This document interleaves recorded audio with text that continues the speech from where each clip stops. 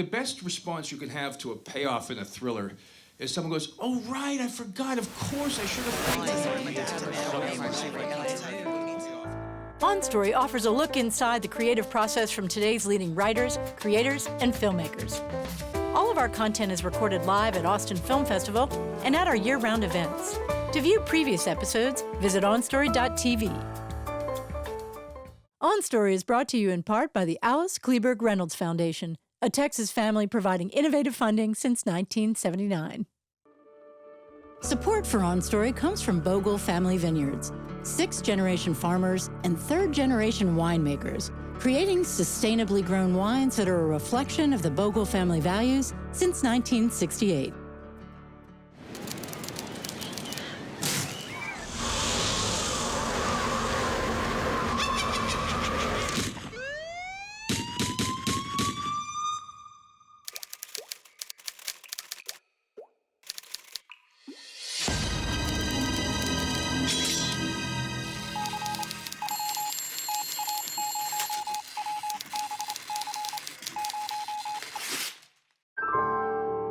From Austin Film Festival, this is On Story, a look inside the creative process from today's leading writers, creators, and filmmakers.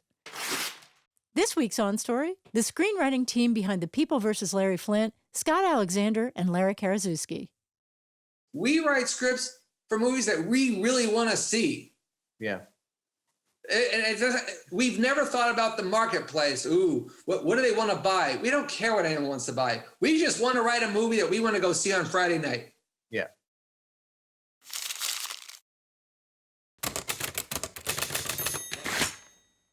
In this episode, Scott Alexander and Larry Karaszewski, the screenwriting team behind Ed Wood, The People vs. Larry Flynt, Man on the Moon, reflect on their career of writing biopics about unconventional figures. When I look at your career, I see two writers who are auteurs who go with some challenging characters and decide to turn them into, just sort of like magnificent narratives.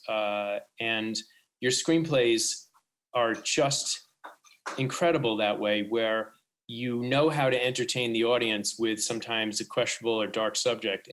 I think the reason Scott and I connected a big way is that we really had no plan B. There was really, for both of us, since we were very young, we wanted to be filmmakers, and there was no other option. Maybe we would have been crew members. We probably would have been happy holding a mic or doing something like that, or just just be working on a 35 millimeter movie. But, we had always assumed we were going to be filmmakers.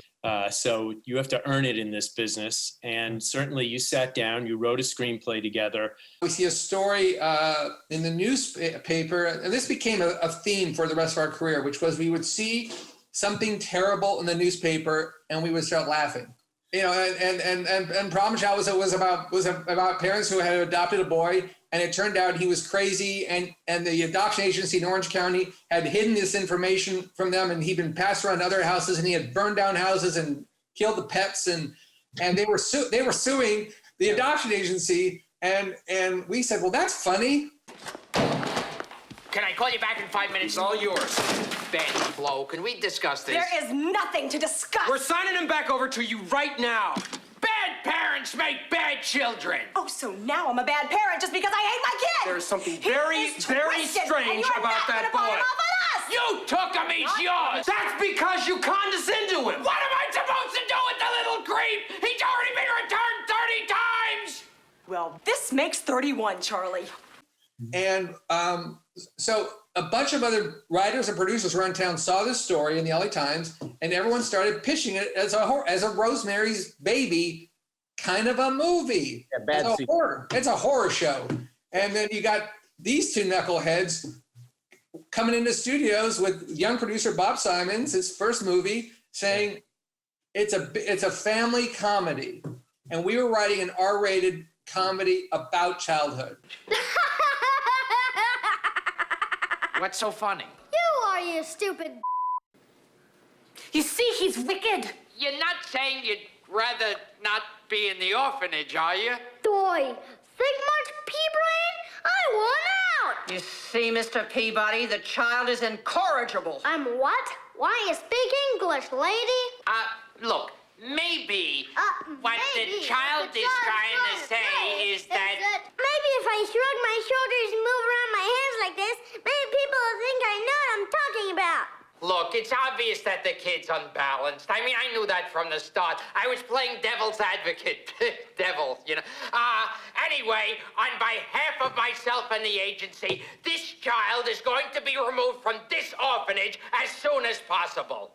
Well, hurry the up. I'm not getting any younger. Tell us about the inception of Ed Wood and then sort of working through that and getting to Tim Burton. Up until that point, Ed Wood was considered a figure of derision, and kind of he was someone you'd laugh at. No one tries to make a bad movie. Everyone works so hard to make a bad movie. And look at Ed Wood. He made a bunch of movies, and there were movies that he cared about and the movies that he was passionate about. They were sort of, you know, Glenn or Glenda is an autobiographical art film. And we thought, what if you look at Ed Wood sympathetically rather than you know, make fun of him? And use Bella and Ed as kind of a love story. This story's gonna grab people. It's about this guy. He's crazy about this girl, but he likes to wear dresses. Should he tell her? Should he not tell her? He's torn, Georgie. This is drama. Fine. Shoot whatever baloney you want. Just make sure it's 7 reels long. We were feeling a kinship to Ed. Mm-hmm. So again, like Larry's saying, we started looking at Ed going, why is everyone making fun of him? You know, he had a dream. He's a kid from Poughkeepsie who loves movies. He moved out to Hollywood, and he made a bunch of features. And what if you just celebrate that achievement? And the idea of making this movie was really novel because, I mean, as far as we could tell, all the biopics Hollywood had ever made until then were about people of achievement, who were smart and who had, you know, Louis Pasteur, Mahatma Gandhi, right. Alexander Graham Bell. That's just like they've got like a big winning claim. Right. And Ed's only claim was that he tried hard and he kind of failed in a lot of his execution. So we gonna be working together? Really? Worst film you ever saw? Well, my next one will be better. Hello? Hello? We weren't that interested in those great men. We would have books on cult movies. We would have books on just the weirdos of life. And so we sort of were like, why can't you make movies about those guys? Those are the people that we're actually interested in. We've always had this thing where if we're interested in something, there must be 40 other people who like it. You know, maybe, hopefully there will be. And so that's how we've sort of managed our career. What scene in Ed Wood do you think sort of defines his character? I mean, I would say this is one that defines Bella's character, and the funny story behind it is the night shoot. That when Scott and I are kind of meticulous in terms of writing outlines and figuring out what everything's going to be and blah, blah, blah. But every once in a while, particularly in the biopics, there are things that we can't fit into other scenes. And so we usually have a sheet called Fun Facts. And we come to a scene that's not necessarily a problem, but a thing that we don't really quite know what to do. And it's like, we look at the fun facts. Is this a place we could put that? Is this a place we could put that? And one of the things we loved about Bela Lugosi was that he had turned down Frankenstein because, you know, he had played Dracula. They offered him Frankenstein. He was like, oh, he doesn't even have lines. He's like, he's grunting. He's a disaster. And we kept on throughout Ed Wood trying to figure out, well, was this a scene where he could talk about that? No. Is this a scene where he could talk about it? That's always a thing in screenwriting, which is how do you work in backstory? Mm-hmm. And when it's done badly, you want to cover your face. Mm-hmm. And so, because why is somebody telling you a story that happened 20 years ago? And so we kept saying, how can you bring up Frankenstein? How can you bring up Frankenstein? And then we stick him into Griffith Park at 3 a.m. in a cold pool of water. Yeah. And he's standing there and the crew has only 6 people and he's looking around. Yeah. And and you realize he's sort of thinking about his life and how did I end up in this cold pool of water at 3 a.m? He says, you know, I could have played Frankenstein. Because Karloff is living in a big house up in the hills and Bella's living in a 1-room rental, in Silver Lake. How do you turn this on? Well, somebody misplaced the octopus motor. So when you get in there and fight with him, shake his legs around. It looks like he's killing you. Okay. You know, I turned down Frankenstein. What? After I did Dracula, the studio offered me Frankenstein, and I turned it down. The part wasn't sexy enough. Too degrading for a big star like me. Bella, I have 25 scenes to shoot tonight. Oh, sorry, don't let me slow you down. Okay. And, you know, that's a perfect example of the kind of thing that Scott and I, our signature thing is the mixture of tones, where we do, it's really funny, but it's really sad, and it's very real at the same time. So Bella has this monologue, which is really sad, but it's in the middle of a comedy scene where he's wrestling a fake octopus. So it's that weird thing that, you know, if it's done badly, it's a disaster. But we've been fortunate to work with some of the great directors of all time, you know, whether it's Tim or Milos Forman. I mean, Milos Forman used to say to us, like, you know, he loved the mixture of comedy and drama because that's what real life was. You know, real life is just, you know, your life is not a drama, your life is not a comedy. You know, it's all messed up. Almost a lot of our biopics have this thing about somebody who has a big idea that everybody is telling them that it's a horrible idea. Or, you know, whether it's Ed making monster movies and, you know, you're untalented, stop doing it. Or whether it's Larry Flint who gets this idea to make, you know, the world's most, outrageous porn magazine in the 70s. And for us, you know, we were sort of, you know, kind of actively looking. I mean, initially we were like, oh, we don't want to get typecast. We don't want to, you know, we should do something else, blah, blah, blah. We shouldn't do 2 biopics back to back. And our agent at the time, a guy named Tom Strickler, was like, and he really encouraged, you know, and some other people actually did too. So it's like, no, you guys don't understand. You guys are the guys who can do this. You know, people kill to have a, you know, quote unquote brand, you know, and this is yours. You have your own freaking lane here. You yeah, you want to write a movie about the porn king of the 70s who gets assassinated and because he gets shot at, he runs for president, he has this major victory at the Supreme Court. And we're not trying to make him a hero or anything like this, but we just find his life was so interesting that it, and the reason it hadn't been covered anywhere was because of because of his magazine. But we thought, like, take that out, and it's an amazing only in America tale.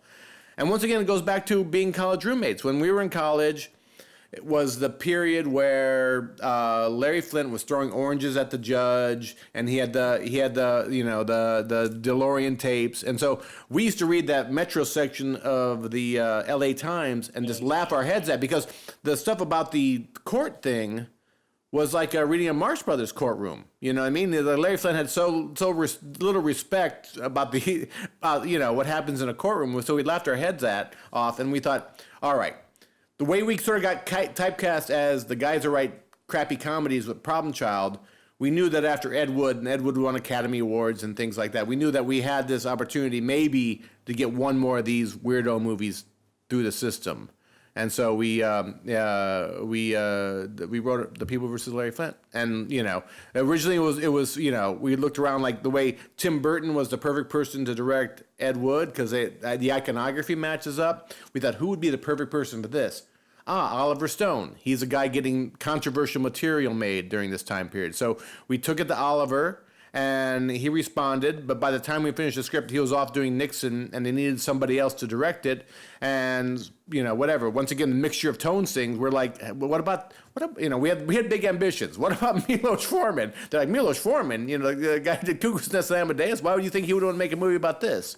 And so they, he had made a movie in a while, but we thought maybe he would dig it because it's the same kind of the correct thing. He's the same kind of outsider as McMurphy. He's the same kind of outsider as some of these other people. All of Milos's movies are about outsiders. Yeah. Right. Milos considered himself an outsider. Coming from a communist country, he totally understood the idea that, all right, the government wants to shut down, speech that doesn't go with the system. And he thought this was an amazing way to do that story because the speech is outrageous and not necessarily. A lot of people would make this kind of movie about someone who is righteous or doing the right, but Milos thought like, no, this proves the point about how important this free speech is when even, I think we have a line in the movie, even a scumbag like me, is protected by it. Relax, Alan, relax. Mr. Flint, is that an American flag you have on there, sir? I have fashioned this American flag into a diaper because if you're going to treat me like a baby, I'm going to act like one. Larry Flint, I'm ordering you arrested for desecration of the American flag. After we wrote Larry Flint, we sort of became known as those guys. And we both knew and loved Andy Kaufman. And we looked at Andy Kaufman, and then we said, no, it doesn't work. It doesn't work because you can't know him. Because he's a cipher and he's a bunch of put-ons.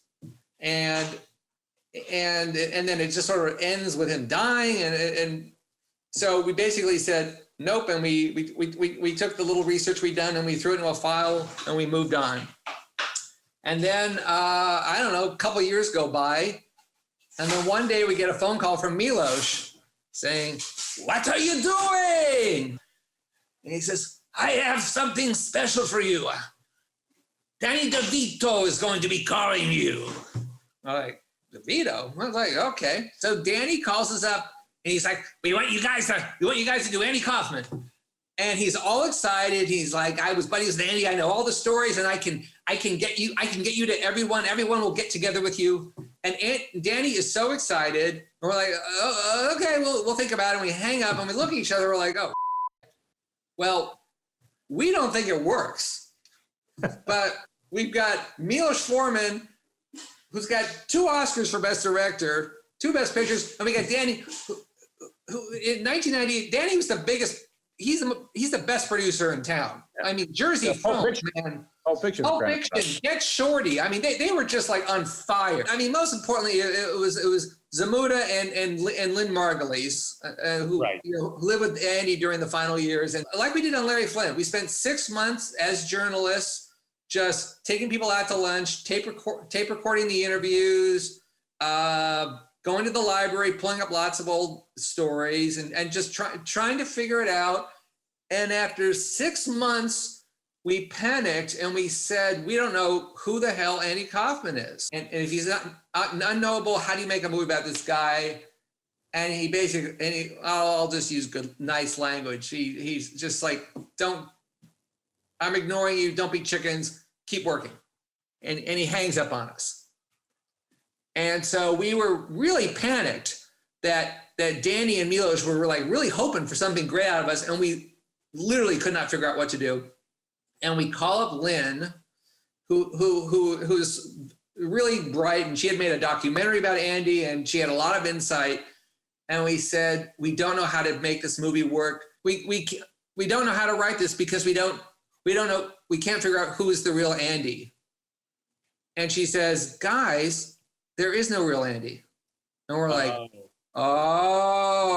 ooh. It was chilling. It was chilling. The woman who basically held his hand as he died was, she was like, the real person doesn't exist. And so we were just like, whoa. At the time we were saying we're doing Citizen Kane in reverse. Citizen Kane is about, let's talk to a bunch of people and get to know this man and find out who he was. And at the end, you find out he's the boy who lost his sled Rosebud and he's always had his heart broken. And so what if you're like tearing layers off an onion and you're finding out, oh, he's actually an extroverted Elvis impersonator. No, he's not. Actually, he's a shy little boy. Actually, no, he's not. Actually, he's kosher and he's really Jewish and he doesn't eat bacon because he's an observant Jew. And then you tear it off. And the next scene, wait, now he's going to Denny's with one of his girlfriends and he's ordering bacon and eggs. And you keep taking these layers off. And then you get to the end of the movie and you tear off the last piece of the onion and it's hollow inside. And you go, oh my God, that's terrifying. Like there's nothing at the center. Yeah. And that sort of became the thesis of the script that we were writing. Yeah, I mean, a lot of people have described our movies as anti-biopics. But Man on the Moon is an anti-biopic. Milos was great. As it was coming out, he said to us, he turned to us and said, "It is very unusual because when you go into the film, you know about Andy Kaufman. When you come out, you don't know anything about Andy. You know less about him coming out of the movie than before you go in." The one item that we all agreed on, which agreeing with Andy, was that our audience is the antagonist. Yeah. Right. Which was Andy's thesis for his life. The last scene is that Andy has died, and it's 1 year later, and he had a character named Tony, and that 1 year later, and this really happened, 1 year later, Tony did a tribute concert to Andy. And I remember when the ad showed up in the LA Weekly, and I wanted to go back in the day, but it was $100, and I didn't have $100. I couldn't go, and it was just like, how can there be a Tony Clifton concert? This is impossible. Because Andy died. This is insane. Oh my God, he did fake his death. Everyone said he faked it. He faked his death. And the closing scene is Tony on stage doing the old insults, telling the old stories. And then we pan the audience. And then Zamuda has played Tony in many scenes of the script. And then you pan the audience and you see Zamuda is sitting in the front row watching. And you go, what? And then you cut to black. And we wrote that scene before we wrote the rest of the script. We always knew that was the perfect way to end this movie because it just says to the audience, all right, this is what we think right now. It's like, we want you to start arguing with your friends as soon as you leave the movie theater. Mm-hmm. That is our intention. Mm-hmm. Yeah. Because that's what Andy would have wanted from this film.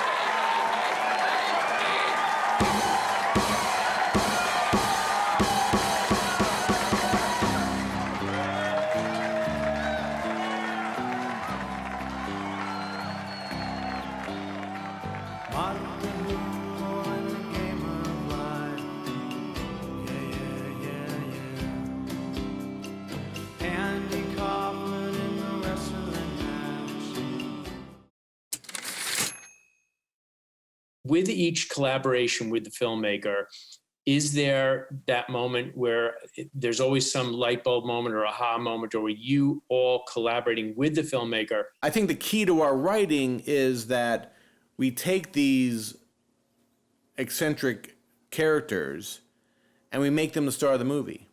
I mean, a lot of people, that sounds obvious, but a lot of people would give an audience what's called an access character. Would give them sort of, and Larry Flint's a great example. They would make Ed Norton's character the star as this young idealistic lawyer who runs into this guy, and it's like, that was suggested. That was suggested for 5 minutes by the studio, and we shot it down, and then the studio never brought it up again. But it's like, I think it was like, a guy the audience can identify with, and because how are we going to get them to identify with a pornographer? We wrote Larry Flint for Oliver Stone. And Oliver, we love Oliver. We're giant fans. Oliver was the guy who made JFK. He made Born 4th of July. These movies are just like punching you in the face, saying, I got something I'm trying to sell you here, and you better just put on your seatbelt and pay attention because this is what I want you to think.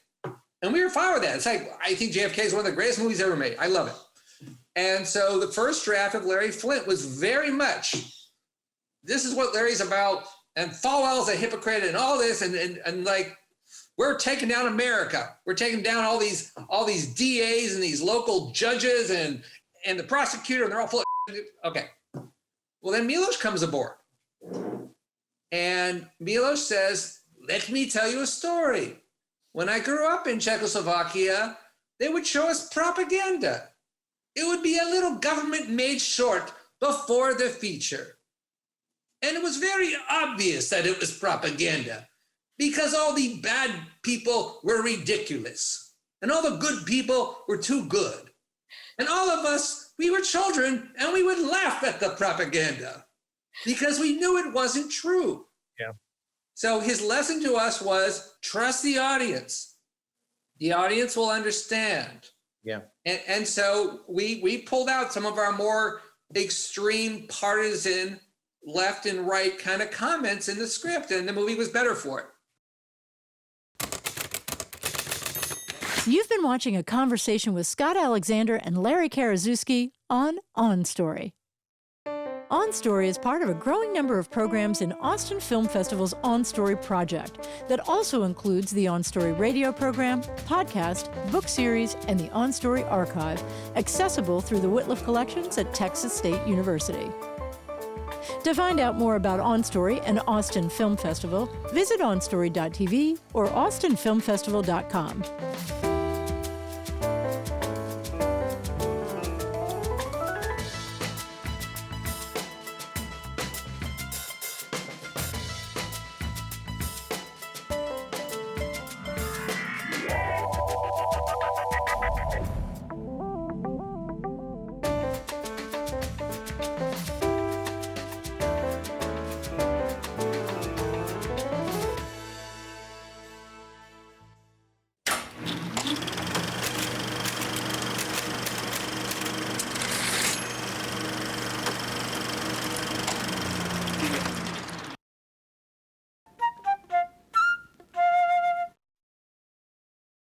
Want to see On Story live?